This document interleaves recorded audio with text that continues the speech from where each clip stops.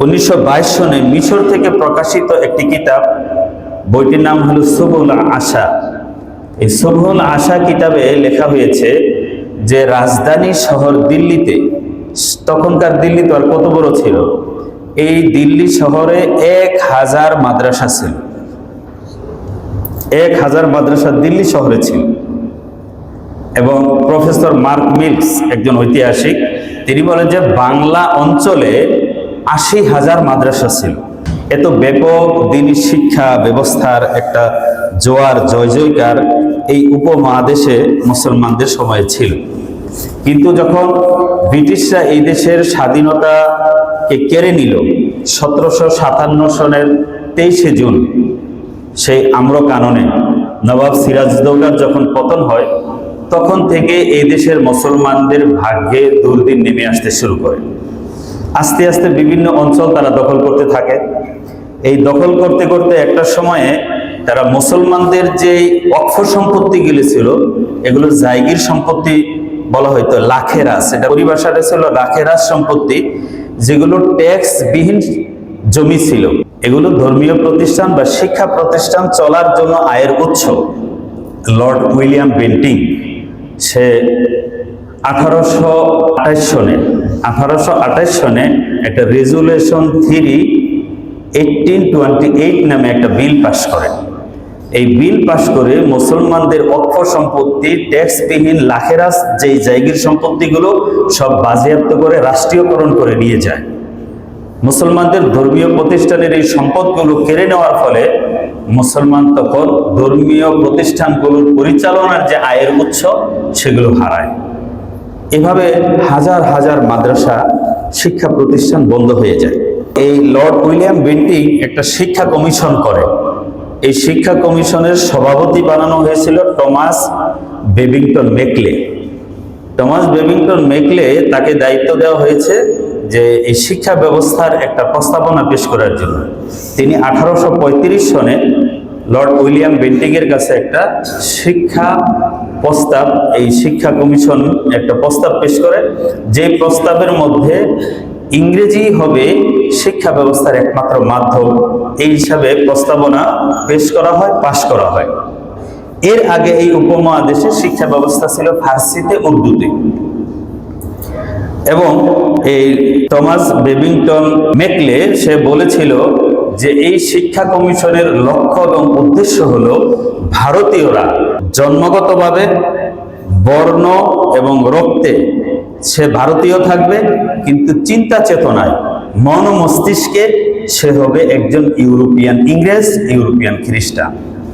তুরস্ক ইস্তাম্বুল কেন্দ্রিক যে খেলাফত ব্যবস্থা চলেছিল 1517 থেকে 1924 পর্যন্ত 407 বছর, এই ধারাবাহিকতায় চলেছে পৃথিবীতে খেলাফত ব্যবস্থা।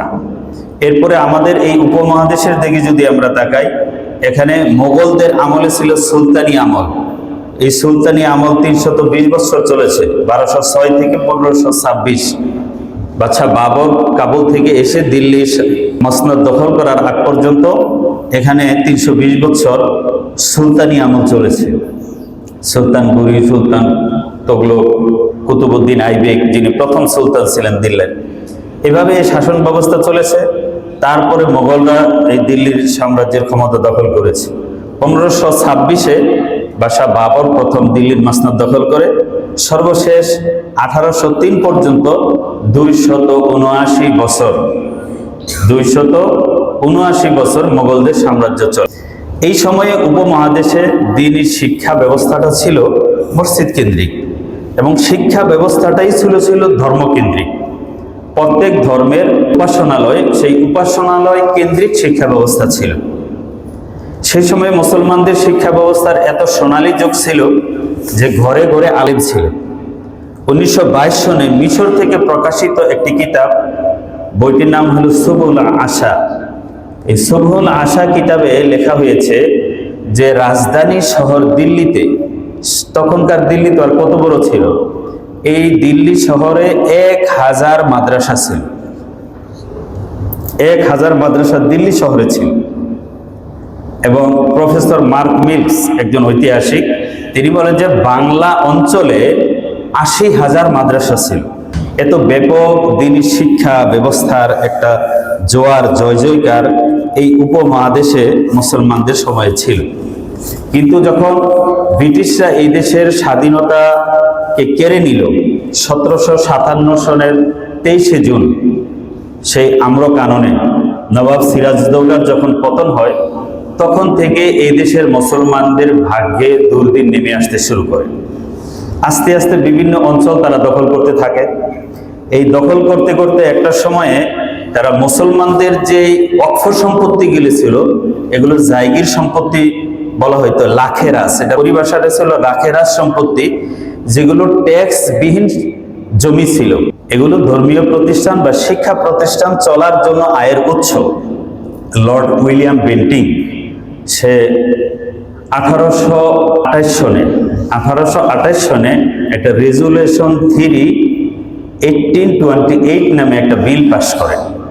এই বিল পাশ করে মুসলমানদের ওয়াকফ সম্পত্তি ট্যাক্সবিহীন লাখেরাস যেই জায়গির সম্পত্তিগুলো সব বাজেয়াপ্ত করে রাষ্ট্রীয়করণ করে নিয়ে যায়। মুসলমানদের ধর্মীয় প্রতিষ্ঠানের এই সম্পদগুলো কেড়ে নেওয়ার ফলে মুসলমান তখন ধর্মীয় প্রতিষ্ঠানগুলোর পরিচালনার যে আয়ের উৎস সেগুলো হারায়। এভাবে হাজার হাজার মাদ্রাসা শিক্ষা প্রতিষ্ঠান বন্ধ হয়ে যায়। এই লর্ড উইলিয়াম বেন্টিং একটা শিক্ষা কমিশন করে। এই শিক্ষা কমিশনের সভাপতি বানানো হয়েছিল টমাস বেবিংটন মেকলে।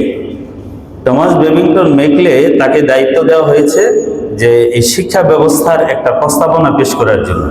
তিনি 1835 সনে লর্ড উইলিয়াম বেন্টিং এর কাছে একটা শিক্ষা প্রস্তাব, এই শিক্ষা কমিশন একটা প্রস্তাব পেশ করে, যে প্রস্তাবের মধ্যে ইংরেজি হবে শিক্ষা ব্যবস্থার একমাত্র মাধ্যম, এই হিসাবে প্রস্তাবনা পেশ করা হয়, পাশ করা হয়। এর আগে এই উপমহাদেশে শিক্ষা ব্যবস্থা ছিল ফার্সিতে, উর্দুতে। এবং এই টমাস বেবিংটন মেকলে সে বলেছিল যে এই শিক্ষা কমিশনের লক্ষ্য এবং উদ্দেশ্য হলো ভারতীয়রা জন্মগতভাবে, বর্ণ এবং রক্তে সে ভারতীয় থাকবে, কিন্তু চিন্তা চেতনায়, মন ও মস্তিষ্কে সে হবে একজন ইউরোপিয়ান ইংরেজ, ইউরোপিয়ান খ্রিস্টান।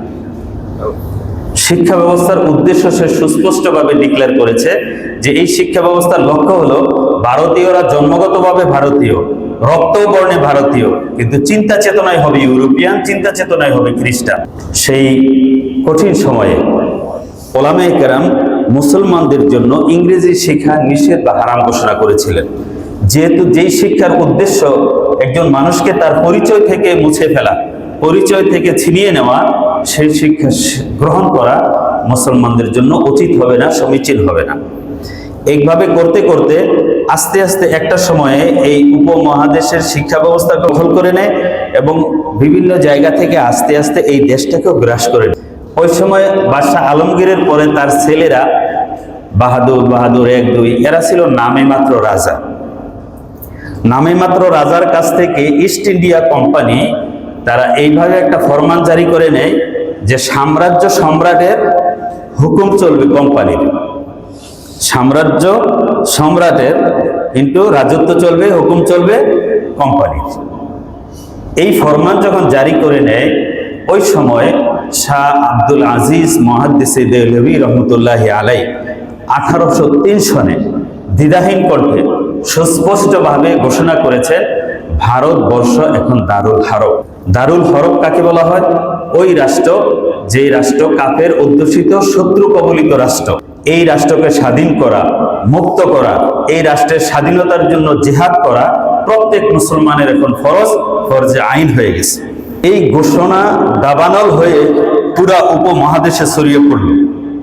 এই ঘোষণার ফল 1857 সনের সিপাহী বিপ্লব, এই ঘোষণার ফল তিতুমিরের বাঁশের কেল্লা, এই ঘোষণার ফল টিপু সুলতানের বিদ্রোহ আন্দোলন, শামিলির যুদ্ধ, বালাকোটের যুদ্ধ, যতগুলো জেহাদ যুদ্ধ মুসলমানরা পরিচালনা করেছে সারা উপমহাদেশে। মুসলমান তাদের মাতৃভূমিকে স্বাধীন করার জন্য, তাদের শিক্ষা সংস্কৃতিকে আবার পুনরুদ্ধার করার জন্য, আবার ফিরিয়ে আনার জন্য তারা বাকায়দা নিয়মতান্ত্রিক সারা দেশে জেহাদ শুরু করেছে।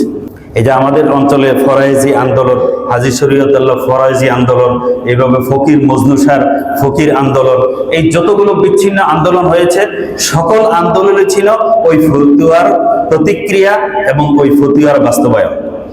ইংরেজরা তখন অতিষ্ঠ হয়ে গেছে এই দেশকে টিকিয়ে রাখা, দেশের শাসন ব্যবস্থা টিকিয়ে রাখা। ওই সময় এক শ্রেণীর ভাড়াটে মোল্লাও তারা প্রতিষ্ঠা করেছিল, বেরুলভী কিছু গরব, তারা ইংরেজ শাসনই ভালো, এরাই এদেশের জন্য কল্যাণকর, এরকম বয়ান দেওয়ার একটা লোক এক জামাত ছিল। এই সময় এই হক্কানি আলেমদেরকে, ওলামায়ে দেওবন্দেরকে তারা এই ওহাবি, রসুল বিদ্বেষী বিভিন্ন রকম ট্যাগ দিয়ে তাদেরকে নাজেহাল করত। সারা উপমহাদেশে এই শ্রেণীটা ইংরেজদের বশ্যতা মেনে নেয়নি, হিন্দুরা কিন্তু মেনে নিছে। যদিও শেষে এসে কিছু, এই যে স্বামী বিবেকানন্দ, কিছু কিছু হিন্দুরা শেষে আইসে লাস্ট সময়ে মুভমেন্টে এসে স্বাধীনতা আন্দোলনের পক্ষে যোগ দিয়েছে, কিন্তু এই দীর্ঘ ইংরেজদের 190 বছরের শাসনের প্রায় পুরো ভাগটাই হিন্দুরা এই ইংরেজদের তোষামোদী করেছে।